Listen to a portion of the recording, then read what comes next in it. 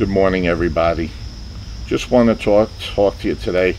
Obama, he's doing a wonderful job. He's doing a wonderful job taking apart this country brick by brick. I cannot think in clear conscience, I'm telling you this, of one thing that he did good for this country. The first thing, I like to talk about is Obamacare. See these papers? They're from Blue Cross Blue Shield, from a woman in New York. We'll just call her Jay-Z. She worked for a company, retired at age 65, and they paid her medical Part B up to this point. She turned 99 years old in the beginning of August. After she turned 99, she became ill to a point an ambulance had to come, respond to her, and she was just about unconscious and barely breathing. She went to the hospital, taken by ambulance, where she was in there for 5 days. Now, obviously, the doctors felt that she had to be there for 5 days.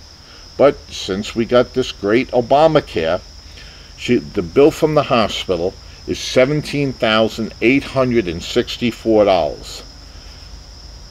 All of that claim was denied. Said she really shouldn't have been there. What is this, a death squad that, you're 99 years old, you go to the hospital?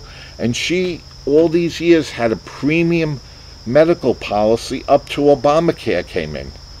So now she got to pay $17,864 to the hospital? That's crazy. This woman, whenever she was in the hospital, and wasn't that often, over, 35 years, 34 years, almost never put in a claim. This is crazy. Wait till it starts affecting you. That you're going to have to get a second mortgage on your house, or come up and sell something, sell your jewelry, sell something, to pay for these bills. This is going to be crazy, and it's going to happen right after the election, because Obama put it off to after the election for most corporations. So you're going to suffer largely. I'm telling you right now, I'm voting, and I'm supporting, and I'm sending money to all the Republicans that are running for senator in this country. I don't care what state. I'd rather have a bad Republican in office than a good Democrat, because they're all supporting President Obama 100%, which whatever he says goes. Enough on that. ISIS. Do you watch obviously you don't watch Fox News or do any research on any of these news networks that are on the internet, like RT America and stuff.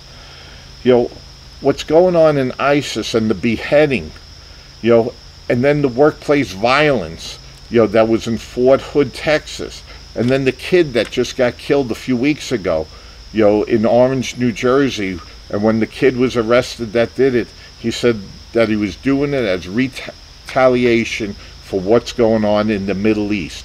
That tells me that there's terrorists right now in this country, and that the government cannot catch and control. And since the border is open in Mexico, it's not the Mexicans so much I'm worried about as terrorists coming in through that border. The people that work down there for the government, the Border Patrol people, are finding passports and other things indicating that people are coming through the southern border of this country that are from the Middle East. Are they going through all that work of coming through there because they're friends of the United States? I don't think so. Obama did real good in cutting the military. The military was almost 3 times the size, especially the Navy, when President Reagan was President of the United States. President Obama cut back generals, he cut back well-trained people that have been around a long time, that knew, everything that there was to know about running the military. And now what happens is that, he keeps saying, because he ran on politically, we're not going to put the boots in the ground as Middle East. Anybody that has anything to do with a strategy keep saying that the only way we're going to combat the ISIS group is to put boots on the ground. I didn't know President Obama, they graduated West Point or a degree in strategy. Okay? All he was a community organizer. What does he know about fighting a war? He's going to put us into a debt spiral that's going to be unrecoverable for this country for 25 years. You wait and see.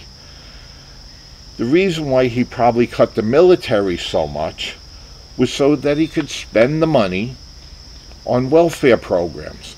1 out of 3 people in this country right now are on some type of public assistance.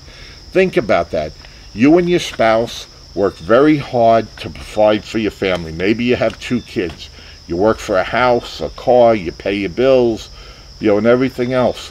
How would you like it every single day, like somebody else is sitting at your table if there's only 4 of you? You're supporting another person. And that's already, especially in states like New York, New Jersey, and California, when you tabulate all the taxes you're paying, the taxes on gas, the real estate tax, the sales tax, inheritance tax, you're probably paying 60 cents on the dollar anyway. Think about that. For every dollar you work hard for, only 40% of it is going to you and your family. That's unbelievable.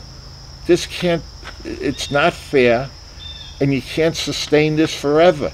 Especially because if the president keeps letting more people come across the border, that's more burden on the taxpayers of this country. This is sad and it's unacceptable. I'm telling you, right now, as much as I can afford, and I've been unemployed for almost 4 years now, okay, living off my life savings, okay, I'm doing whatever I can to send money to the states that will put a Republican senator in office. That's the only chance we have of combating back whatever the Obama administration is doing to destroy this country brick by brick. Good luck, and Godspeed for this country, that we get back on track. Bye now.